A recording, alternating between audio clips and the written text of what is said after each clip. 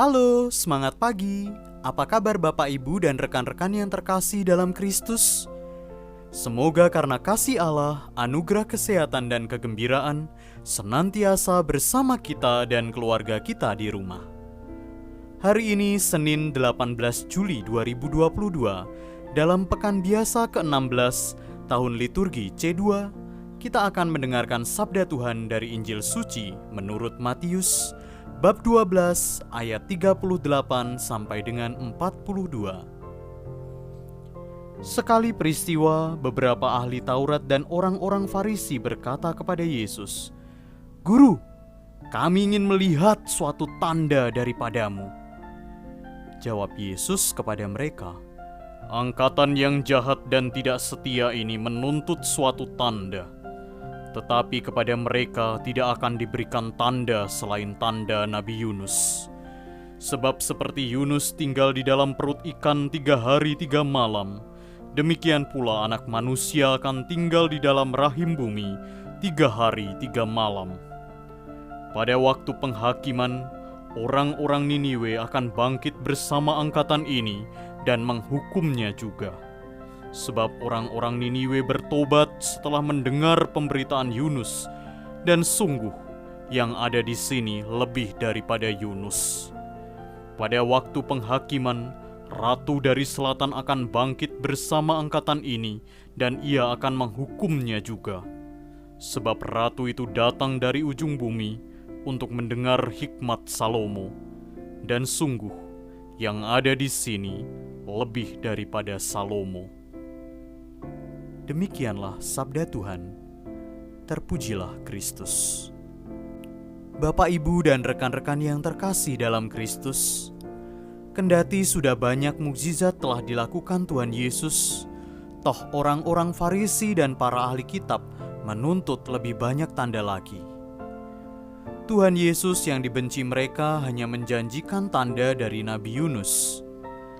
Kalau kita melihat makna dasariah dari kisah Nabi Yunus, rupanya mencakup pewartaan pertobatan kepada orang-orang non-Yahudi, yang mana warta pertobatan itu dengan cepat diterima dan ditanggapi oleh mereka.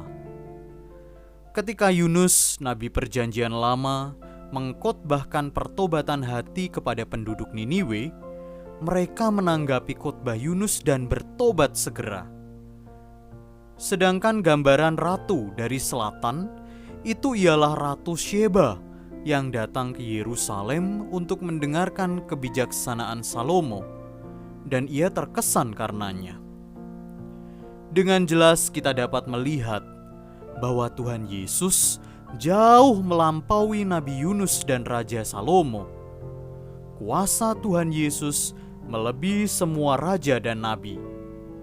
Dan dengan demikian, orang-orang Farisi dan para ahli kitab sudah memiliki cukup alasan untuk bertobat jika saja hati mereka tidak ditutupi iri hati dan kedengkian pada Tuhan Yesus. Tanda Nabi Yunus yang 3 hari berada dalam perut ikan merupakan penggambaran masa 3 hari antara wafat dan kebangkitan Tuhan Yesus. Bapak, Ibu, dan rekan-rekan yang terkasih, manusia seringkali mensyaratkan bukti-bukti yang nyata akan kebenaran iman. Seolah-olah harus ada bukti yang dapat ditangkap panca indera untuk mau bertobat dan beriman pada Tuhan. Iman dituntut harus logis, dan Tuhan tidak boleh melebihi nalar. Tuhan Yesus mengecam cara berpikir seperti ini. Bukan tanda-tanda lahiriahlah yang paling dibutuhkan manusia, melainkan kesediaan hati untuk mau bertobat dan membuka diri bagi kehendak Allah. Tuhan Yesus mengarahkan para murid-Nya untuk mengutamakan dahulu pertobatan diri dan keterbukaan akan kuasa Allah dalam penyelenggaraan hidup, ketimbang memperdebatkan iman dari penalaran dan logika pribadi. Semoga roh takut akan Allah membantu kita untuk sampai pada pertobatan yang sejati dan berbalik dari kehidupan yang fana pada kehidupan yang benar dalam karya kasih Allah. Berkat Tuhan senantiasa menyertai kita dan keluarga kita. Bapak, Ibu, dan rekan-rekan yang terkasih dalam Kristus, marilah kita bersatu dalam doa.